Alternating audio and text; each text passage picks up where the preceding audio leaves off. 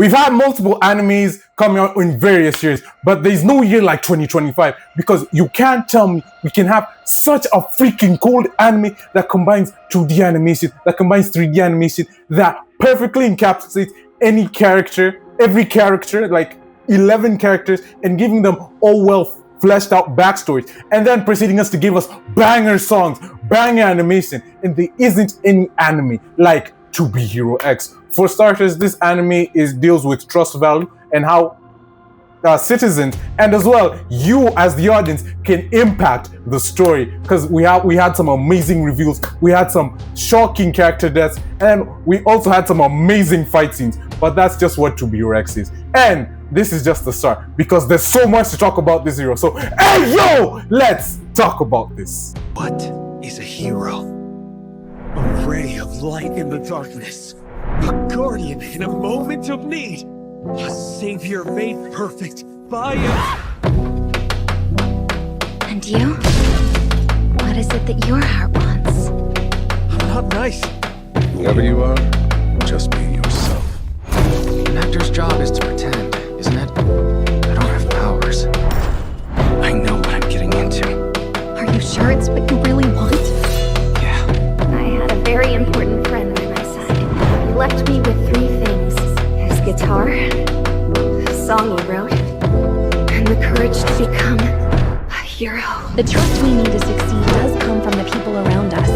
But more importantly, it comes from within. I have another goal. To trust myself by becoming a hero. When I grow up, I'll be a hero! Gotta become a hero! You need to let this dream go. She saved me twice. Because she is a hero. My family was right about me.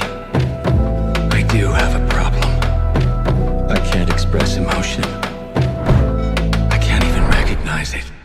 Rex, have you ever seen anime perfectly utilize the 24 episode rule? I know nowadays we have season anime which is always 12 episodes, but with something like this with the hero rankings, we have to be Rex having 11 characters and each character having their own individual stories. Because for example, we have Lin Ling who took 2 to 3 episodes to get him fleshed out, getting his powers, and then him overcoming and let me just say defying the trust valve, because this anime, goddamn, this anime can bring a man to tears because there is just so much about this. For my favorite character thus far, I have to say it's a combination of Lin Ling, Lucky Cyan, and most importantly, the man, the myth, the legend, the aura farming G himself, the definition of the freaking strongest X, because there's just so many cold moments.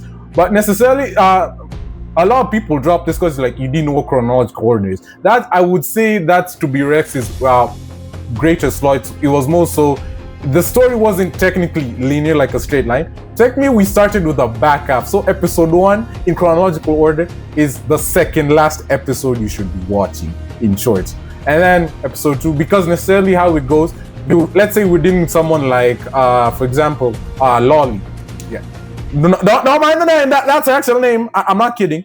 You had her taking place before Lin Ling became a hero, before Efrod or Esol as people like to call him, and before Queen / almost there, and before the Lucky Cyan stuff. But necessarily, I kind of like the intricacies of how To Be Rex works. For example, the trust system, where heroes are defined by how, essentially the popularity. Goddamn, if influences had this level of popularity, and let's just say for To Be Hero X, it would just be mad. Because if you look at this, if someone has a trust value of like 10 million, then someone with a trust value of 1, you'd expect 10 to be 1. But again, in To Be Hero X, there's also outliers where you have like, let's say for example, Lolly doesn't have a high trust value, but she has a suit in which that can surpass trust value and fear.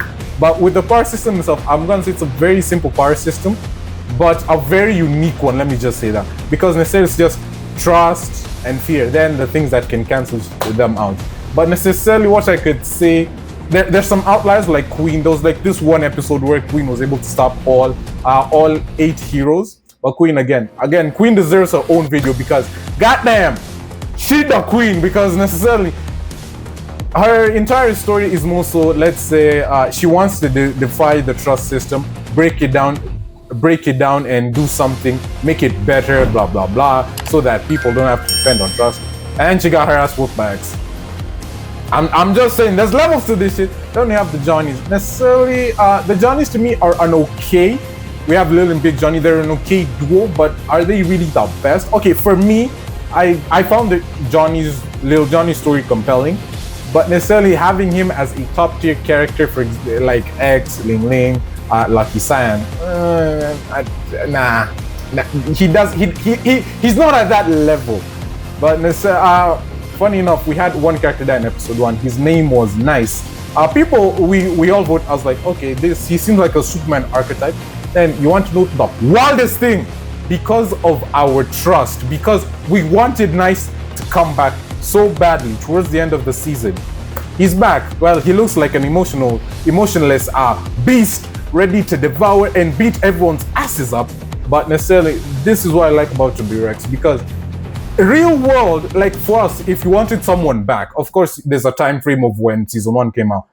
If your trust value is high enough in our world, it affects what happens in them. I think that is such a cool idea. But most importantly, if any of y'all have watched an anime called Link Click, the same director that did that, the same motherfucker that gave us emotional backstories, amazing character development, and most importantly, the goddamn most wildest time shenanigans I've ever seen, because I was like, okay, I think I know what's happening.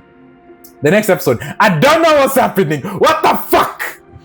But necessarily, that's the same level we've been given. And most importantly, it doesn't have any source material. This is, again, an OG anime that, the writers know what's going to happen, but there isn't any manga, manhwa, or light novel to tell you, oh yeah, this is what's going to happen.